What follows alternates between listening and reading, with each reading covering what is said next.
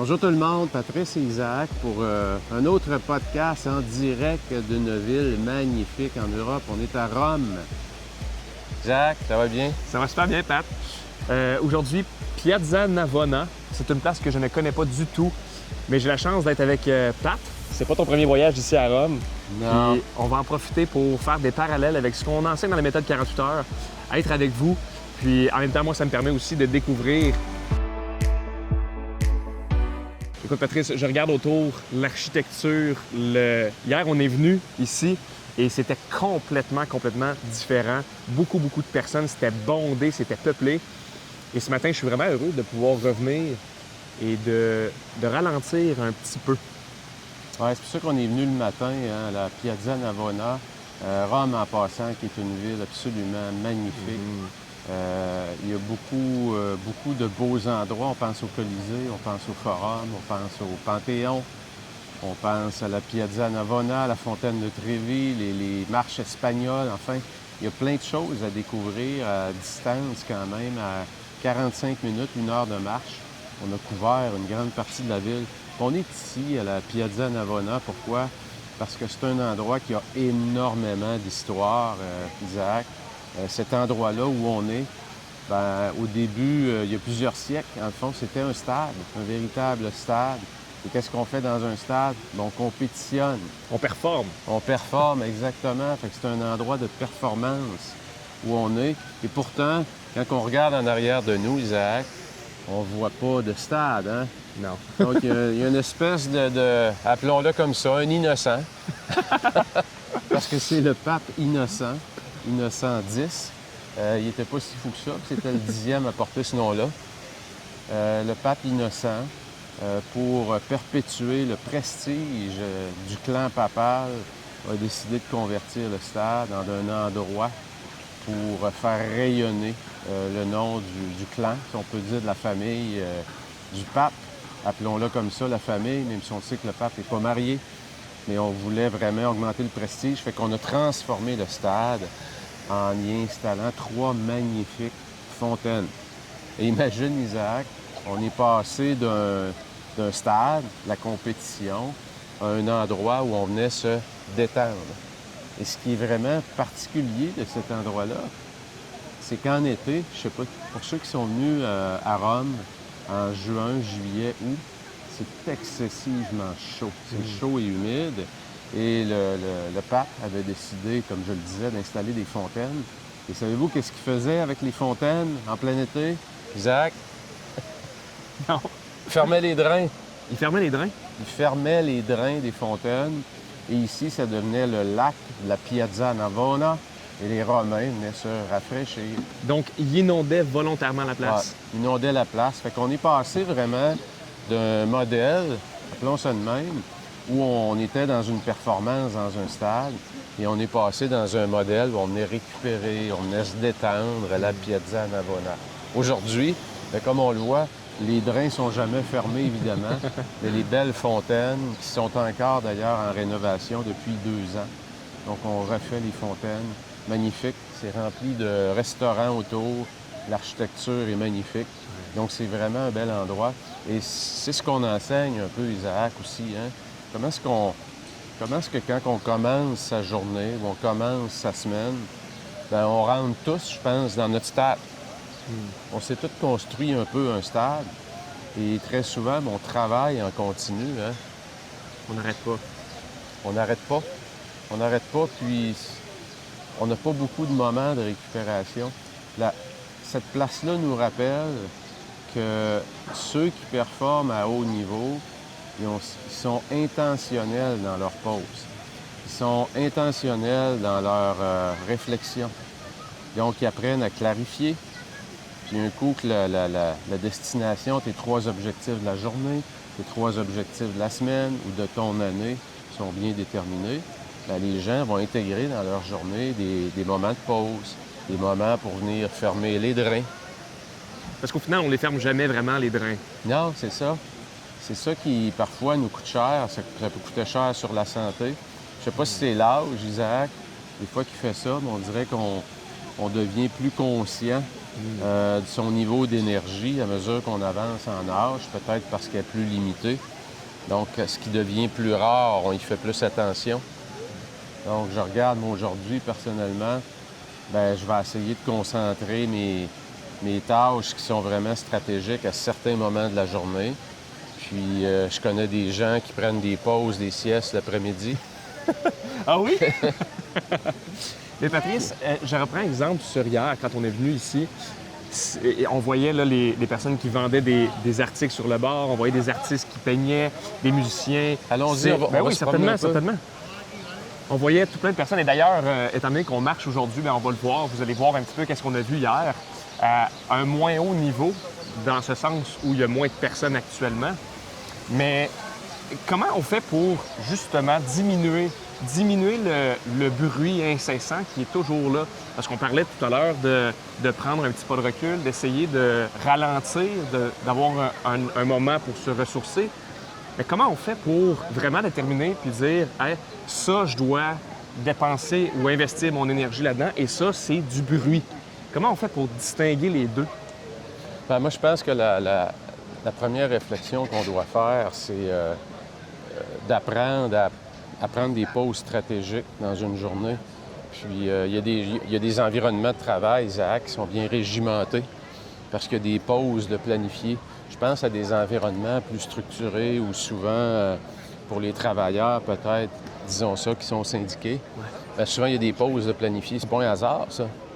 Quand on y pense, là, c'est qu'il y a des gens qui ont dit, comme groupe, il faut s'arrêter, prendre une pause avant de redonner une performance. Puis, quand on monte d'étage, souvent, puis qu'on veut se démarquer dans notre industrie, où on est ambitieux, bien souvent, c'est qu'on travaille en continu. Et qu'est-ce qui se passe? C'est qu'on décharge nos batteries à la journée longue. Je prends l'exemple de ma montre, Isaac, parce que pour ceux qui ont des montres intelligentes, style Garmin, Apple Watch ou Fitbit ou peu importe c'est quoi, quand tu t'arrêtes pour 10 minutes, puis tu t'assois, exemple, ma montre va me rajouter, exemple, plus 2. Elle va me dire « Félicitations, vous venez de rajouter 2 points d'énergie à votre banque d'énergie pour la journée. » Donc, c'est comme un rappel pour me dire que travaille pas en continu. Installe des pauses stratégiques. C'est pas pour rien que toutes les études aussi, Isaac, nous disent que notre attention, notre capacité à se concentrer, passer 90 minutes, on tombe dans une zone où c'est pas mal moins payant. Fait que quand tu commences à travailler le matin, puis tu arrêtes à midi, bien, tu tombes dans une zone où tu continues, tu vas puiser dans tes réserves, mais c'est plus payant. T'es mieux de t'arrêter, prendre un 10-15 minutes, aller te ressourcer, prendre un petit verre d'eau, un café, peu importe c'est quoi, une petite marche, puis revenir, puis démarrer une autre session. C'est comme si tu renouvelles ton niveau d'énergie. Fait que la première des choses, avant d'éliminer le bruit, je vous dirais qu'il faut avoir une saine gestion de son énergie pendant la journée. Puis cette place-là, tu sais, quand on le regarde, on a d'autres belles fontaines qui sont là, Isaac, on les voit, là. La Piazza Navona, c'est ça que je trouve. Là, on la voit bien, hein?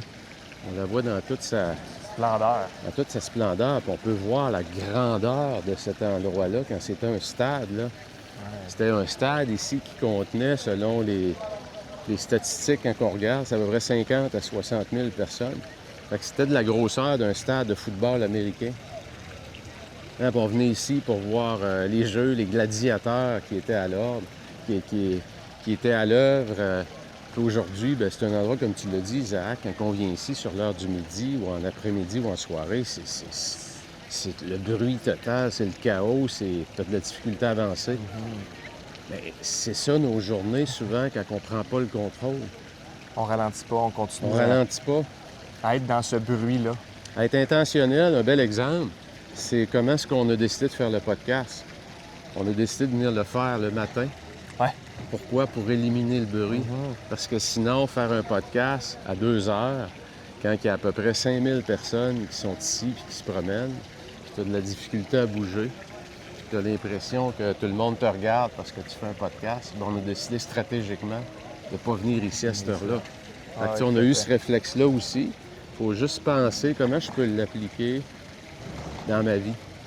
Et si on fait une analogie avec ce qu'on vit au quotidien, que ce soit dans nos déplacements et tout ça, tout à l'heure, on discutait un petit peu... Ah, merci, Pat. Tout à l'heure, on discutait un petit peu ensemble de si on part de Québec puis on se rend à Montréal d'un trait avec une voiture électrique, on est capable d'y aller, mais quand on va arriver à destination, la batterie va être à plat, si on peut dire. Alors que prendre un temps pour se ressourcer, c'est un petit peu comme faire un arrêt dans une station, brancher la voiture, prendre un 10 minutes, se permettre de recharger la batterie, puis après ça, on continue. C'est ce que je comprends? Absolument. Absolument. C'est le même principe d'être capable d'intentionnellement de... C'est là, Isaac, que ça prend tout son sens, l'étape de planifier. C'est que si tu définis c'est quoi tes 3 priorités de la journée, c'est déjà un grand pas en avant. Parce que tu as mis de la clarté sur ce que tu veux accomplir.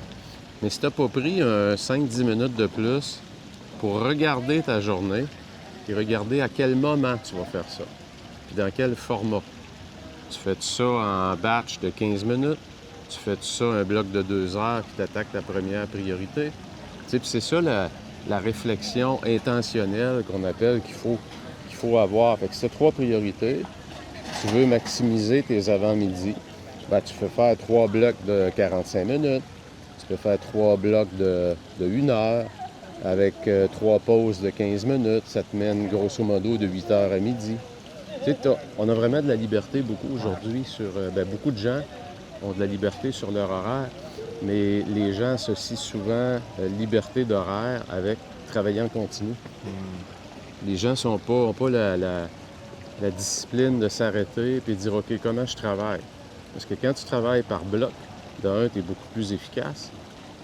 Puis de 2, tu as mis 15 minutes de récupération, de recharge de batterie. Et là, tu me dis qu'on peut continuer à marcher. Tu me dis, évidemment, on gère notre énergie, ça c'est un premier point. Donc, de comprendre un petit peu la fluctuation de notre énergie, à quel moment on peut exécuter des tâches, être davantage dans un bon moment dans ma journée pour pas être fatigué, me permettre d'avoir des temps de récupération également. On parle des pauses, dans notre cas. Comment je fais pour déterminer, là c'est beau, j'ai compris mon énergie, j'ai compris un petit peu quand est-ce que je vais le faire, mais comment je fais pour choisir réellement c'est quoi la priorité numéro 1? Je peux le reprendre, Pat aussi. Comment je fais pour choisir c'est quoi mes priorités? C'est quoi une priorité? Je dirais, Isaac, dans beaucoup de... Tu sais, quand on commence à faire ce travail-là, à se poser la question, c'est quoi mes priorités? Déjà, c'est souvent une question qui n'est pas facile à répondre. Fait que je vous dirais, avant de vous casser la tête pour savoir, j'ai-tu les bonnes priorités? Je devrais commencer par implanter l'habitude de faire des choix. Même si c'est pas nécessairement les bons, ou même si je me demande, j'ai-tu choisi les bonnes choses? Parce que ces réponses-là vont venir avec répéter l'habitude. Tu vas faire des meilleurs choix. Si tu t'habitues le matin, en débutant ta journée, à te demander c'est quoi mes 3 priorités de la journée? Puis des fois, juste la façon de phraser cette phrase-là, qu'est-ce qui ferait? C'est quoi les 3 choses que si aujourd'hui je les accomplis, je vais avoir le sentiment d'avoir réussi ma journée? On peut le ramener à 1. C'est quoi la chose aujourd'hui que je dois avoir accompli pour réussir ma journée? Fait que même si tu n'as pas nécessairement choisi la bonne, une chose est sûre, c'est que si ça aurait été normalement la 2, mais tu le mets en premier, sur what? Qu'est-ce que ça fait? C'est la répétition de ça fait que dans un mois, dans un an, tu vas tellement être en avant parce que tu vas avoir mis du focus à chaque journée. Puis ce que ça fait, quand tu choisis, même si tu ne choisis pas la bonne chose, mais qu'elle pourrait peut-être être plus optimisée, c'est que tu élimines aussi beaucoup de bruit. Tu élimines les choses qui vont pas être à valeur ajoutée pour toi, C'est ça. qui ne te permettront pas d'avancer un projet, qui ne te rapprocheront pas de ta destination ou, comme on l'enseigne, ta définition du succès. Ouais, tu vois, comme là, le monsieur à côté de nous, Isaac, je ne sais pas si on l'entend, qui fait de la musique, on peut peut-être se mettre là. Ouais, définitivement. C'est de la musique. Mais pour nous, présentement, c'est du bruit. Et pour lui, c'était une priorité. Mais c'est une belle musique. Mais si on parle du signal et du bruit, présentement, ça m'énerve de l'entendre pendant qu'on fait un podcast. La concentration, honnêtement, je le partage parce que, vous le savez, on le fait à cœur ouvert. Même pour moi, c'est difficile de garder le fil conducteur de ce podcast-ci. Pourquoi? Parce qu'il y a plein de monde, il y a plein de choses qui catchent notre attention. Et j'aime que tu dises, bien, c'est avec la répétition, c'est avec la pratique qu'on réussit à garder le signal. Et là, imaginez-vous, là, tout ce qui se passe dans votre quotidien. Les notifications pour vos courriels, Messenger, Facebook, TikTok, peu importe la plateforme sociale que vous utilisez, c'est toujours la même chose. Comment vous allez faire pour diminuer le bruit, augmenter le signal, puis rester concentré sur votre priorité numéro 1? Patrice, si on a une chose à retenir de cette place-ci, de la Piazza Navona à Rome, ce serait quoi?